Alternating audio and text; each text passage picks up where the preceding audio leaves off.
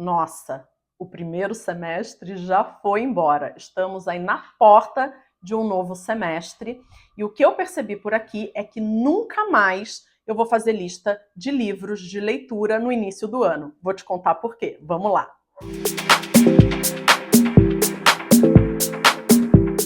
Olá, gente, tudo bem com vocês? Sejam super bem-vindos aqui ao Literanálise.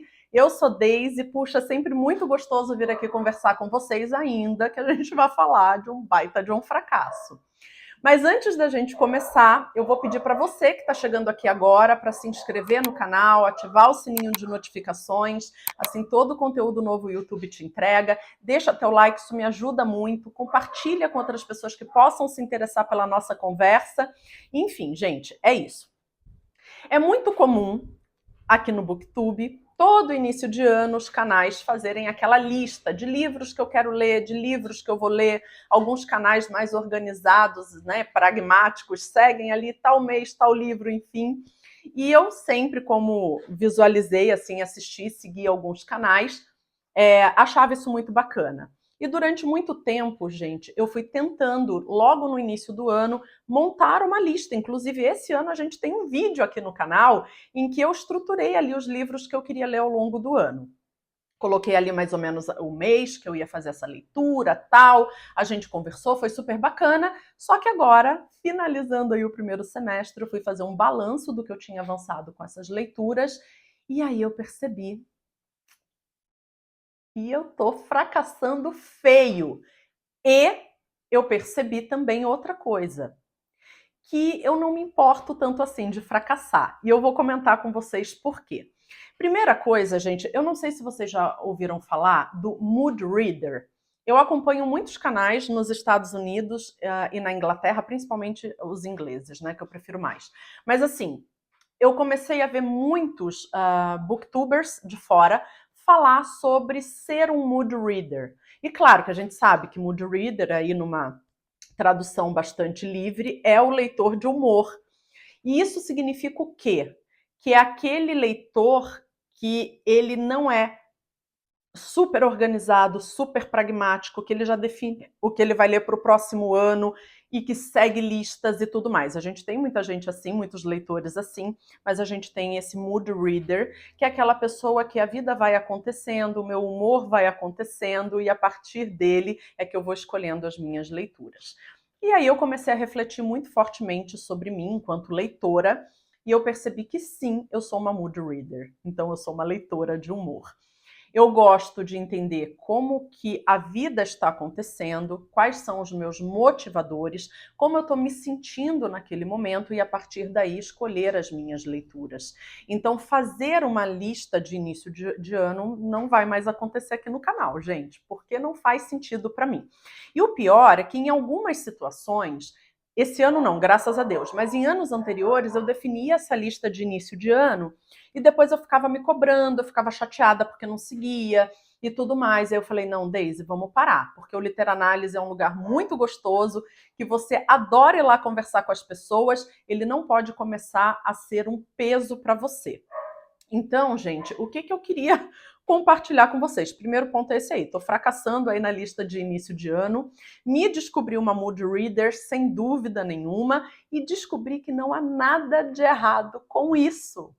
Mas eu quero compartilhar com vocês o que eu tinha programado de ler, o que aconteceu, o que não aconteceu e o que ainda pode acontecer, certo?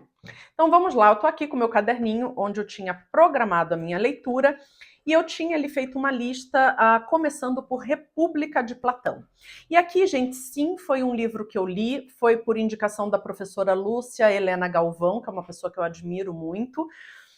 E eu li, gente, A República de Platão, mas assim, li no início do ano, no momento em que eu estava bastante confusa sobre o que eu queria fazer profissionalmente. E isso me tomando, assim, sabe, muita energia. E eu acabei lendo A República de Platão, assim, empurrada. Um livro muito bacana. Claro, ele traz ali um conceito de república que não faz mais sentido para a gente hoje em dia, porque ele vivia num cenário político totalmente diferente, mas sim traz muitas lições, muitas reflexões sobre, por exemplo, ser ético, o que se ganha sendo ético, tendo uma conduta ética. Sim, tem pessoas na sociedade que percebem que ser ético é uma bobagem, que você ganha muito mais se aproveitando, por exemplo, do seu poder para tirar aquilo que você acha que é seu por direito e tudo bem se as outras pessoas forem prejudicadas. Então, isso Platão ali, né, vai discutindo muito no livro dele, como se Sócrates estivesse conversando ali com outras pessoas e discutindo esse tipo de coisa. E, claro, se chega ali à percepção de que ser ético nos traz muito mais ganhos do que ser antiético. E aí eu totalmente assino embaixo. Mas, assim, o que eu quero dizer é que A República de Platão é um livro maravilhoso, é um livro que eu acho que, se você puder ler, em algum momento da vida faz total sentido, mas que logo no início do ano, ler A República, eu talvez não tenha aproveitado tudo do livro, porque eu meio que li assim empurrada, gente, porque eu queria cumprir aquela meta que eu tinha me colocado. Mas li. Meditações de Marco Aurélio, eu não li ainda. O Profeta, de Khalil Gibran, sim, eu li. E aí, gente, é um livro que me tocou bastante, ele tem algumas reflexões muito interessantes. Não é um livro para você sentar e ler de uma sentada só, ler um livro de forma corrida, porque, na verdade, ele vai ter passagens que trazem reflexões sobre momentos de vida, sobre sentimentos, enfim. Então, é algo para você ler, meditar sobre e, se possível, se achar que faz sentido, incorporar isso na tua vida, né? Então fala aqui muito na minha percepção de uma construção de caráter, né? Ou de uma melhoria, enfim. O Caibalion, Os Três Iniciados, que a gente fala muito sobre o hermetismo e as leis que controlam a vida. Por exemplo, a questão de ação e reação, tudo que está em cima é como o que está embaixo, aquilo que eu emano para o universo como energia, por exemplo, é muito do que eu vou ter de volta. Enfim, o Caibalion eu li, um livro muito interessante, fininho, gente, mas eu precisei voltar, reler. Ele traz conceitos muito profundos e tem aula da professora Lúcia Helena Galvão aqui no YouTube sobre esse livro, que é incrível, e ela também tem um livro fininho explicando um pouco sobre os conceitos que ele traz. Então aqui sim eu li, foi muito bacana.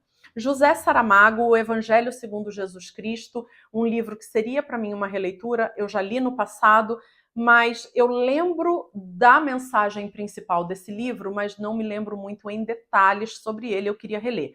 Não reli ainda. Jorge Amado, Tenda dos Milagres, não li. Mia Couto, Um Rio Chamado Tempo, tal, não li também, gente. Fernando Pessoa, O Livro do Desassossego, é um livro que eu estou lendo atualmente. Então, só para vocês terem uma ideia, eu estou lendo atualmente O Emocional, do Milodinov. Inclusive, gente, já deixo aqui essa dica para vocês. É um livro sobre neurociência.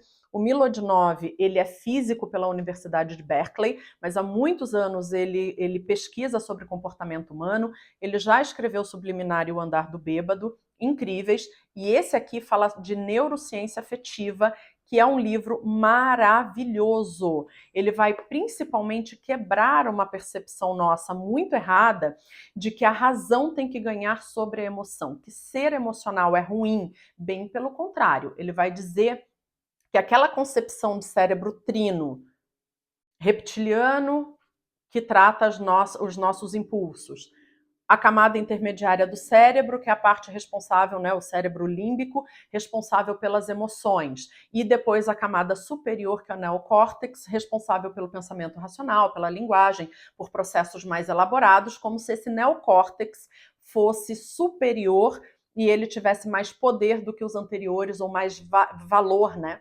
E, na verdade, o Milodinov deixa muito claro que essa percepção que a gente tem em livros, gente, que até hoje os RHs trabalham nas empresas com as pessoas para desenvolvimento. Por exemplo, o livro do Daniel Goleman, Inteligência Emocional, que é um livro de 95. A gente vai ter uma revolução na neurociência e na psicologia, principalmente a partir de 2010, por causa de uma revolução tecnológica que nos permite olhar para esse cérebro com muito mais tecnologia, fazer pesquisas muito mais elaboradas. E aí a gente já percebe hoje que essa visão trina do cérebro ela é errada, ela está no mínimo desatualizada, ela não compreende toda a complexidade do cérebro, nem a gente ainda entende, né? Isso é uma caminhada, mas que na verdade ter essa visão de razão versus emoção só está jogando contra você.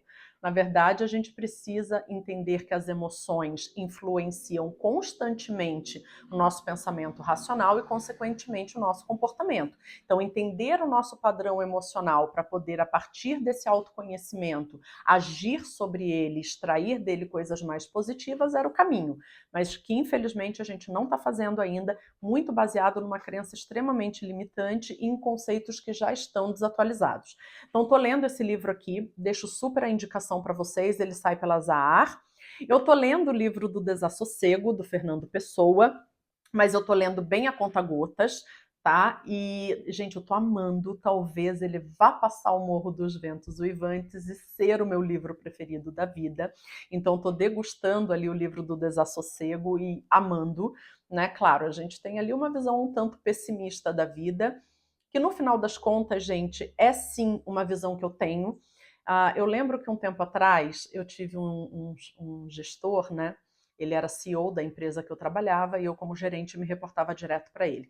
E uma vez a gente foi almoçar e ele disse para mim: Daisy, mas você é muito pessimista. E eu fiquei bravíssima. Falei: não, claro que não, eu sou uma pessoa realista, pé no chão. E aí, gente, depois a maturidade vai batendo e sim, eu fui percebendo que eu sou um tanto pessimista. E ali a gente, no livro do Desassossego, tem uma visão da vida um tanto pessimista, que é algo que eu estou tentando trabalhar em mim, né, para não ser, tudo bem ser realista, pé no chão, mas talvez ter uma visão da vida ali um pouco mais positiva nos ajude. Mas enfim, né, eu tô adorando o livro do Desassossego. O Fernando Pessoa tem uma escrita tão envolvente, né? Então eu tô adorando. Então esse tá caminhando.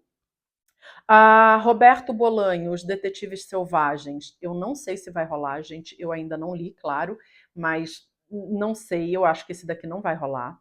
Van Gogh, A Vida, né, aquela biografia enorme do Van Gogh, eu também não li, mas eu quero muito ler. Porque ano que vem, 2025, a gente vai ter uma grande amostra no MASP, aqui em São Paulo, das obras do Van Gogh. Inclusive, vários museus extremamente importantes ao redor do mundo vão emprestar as obras de Van Gogh aqui para o Brasil. Então, e eu amo Van Gogh, então até para aproveitar melhor esse evento, eu quero sim ler a biografia do Van Gogh. A Dickens, David Copperfield, seria para mim uma releitura, mas também, gente, não sei se vai rolar. Eu amo David Copperfield, amo os livros do Dickens, embora o meu preferido seja Grandes Esperanças, a história do Pip, mas eu acho que não vai rolar David Copperfield esse ano. Tolstói com Ana Karenina era um livro que eu queria muito ler. Vocês viram que eu li um livro do Tolstói bem recentemente. Inclusive, gente, falei o nome do livro errado o vídeo inteiro, corrigi ali por escrito, é Uma Confissão. É que ele faz uma confissão sobre como ele está encarando a vida e ele desdobra com tantas coisas que eu identifiquei ali 1000 confissões, mas enfim. Então, Uma Confissão do Tolstói eu li, amei o livro, Tolstói é incrível e eu queria ler Ana Karenina, mas eu não sei se vai rolar, porque como eu entrei em leitura coletiva aqui no canal da trilogia O Século do Ken Follett, aliás, a gente já passou da metade do livro Queda de Gigantes do primeiro volume, tá caminhando super bem. Então eu não sei se eu consigo me comprometer com outro calhamaço por agora. Então, não sei se vai rolar. Dostoiévski, Crime e Castigo, não vai rolar esse ano. Stefan Zweig, Autobiografia O Mundo de Ontem, sim, eu gostaria muito de ler, porque ele vai me complementar ou trazer uma visão um pouco mais aprofundada sobre a Segunda Guerra Mundial, sobre o que estava acontecendo no mundo naquele momento, principalmente pela visão de um alemão, né? Ali do Stefan Zweig, eu não lembro agora, gente, se ele era alemão ou austríaco, mas enfim. E a gente vai ler o segundo volume da trilogia O Século, que vai tratar exatamente desse período. Então, esse é um livro que sim, eu gostaria de ler esse ano. Mas é isso, gente. Fazendo essa reflexão agora, eu entendo que alguns livros eu ainda quero ler, né? Por exemplo, a biografia do Fernando Pessoa era algo que eu tinha colocado para ler ao longo desse ano. E eu comecei a ler, gente, e assim, é uma biografia super bem escrita, um catatal, é super bem escrita, mas assim, quando começa, fulano nasceu no ano tal, no ano tal, tal coisa morreu. Ai, gente, eu acho biografia muito chato, porque assim, começa fato dado, E aí eu falo, puxa, mas será que eu estou na escola tendo que aprender história? Aí ó, minhas crenças limitantes. Eu já começo a criar uma limitação, um ranço em relação à biografia. Mas, enfim, eu quero também ler a biografia do Fernando Pessoa, porque eu estou amando o livro do Desassossego. Eu amo os poemas do Pessoa, inclusive aqui no YouTube a gente consegue ouvi-los em alguns canais, que é simplesmente uma preciosidade. Então, Tabacaria, se deixar, eu fico ouvindo 15 vezes no mesmo dia, porque eu amo.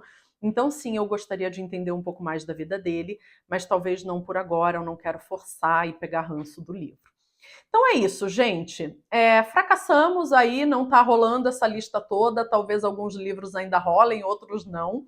Mas algo que eu já compreendi é que eu sou uma mood reader, não tem nada de errado com isso, e que aqui pelo canal não faremos mais listas, pelo menos não nesse padrão. Certo? Você aí me diga, você é uma mood reader assim como eu, ou você é uma pessoa mais pragmática, mais organizada, monta uma lista, dá sequência o ano inteiro? Enfim, deixa aqui nos comentários para mim, eu adoro saber. E também vou pedir para vocês não esquecerem, deixem o like, compartilhem com outras pessoas, se inscreva e a gente vai se vendo em outros vídeos por aqui.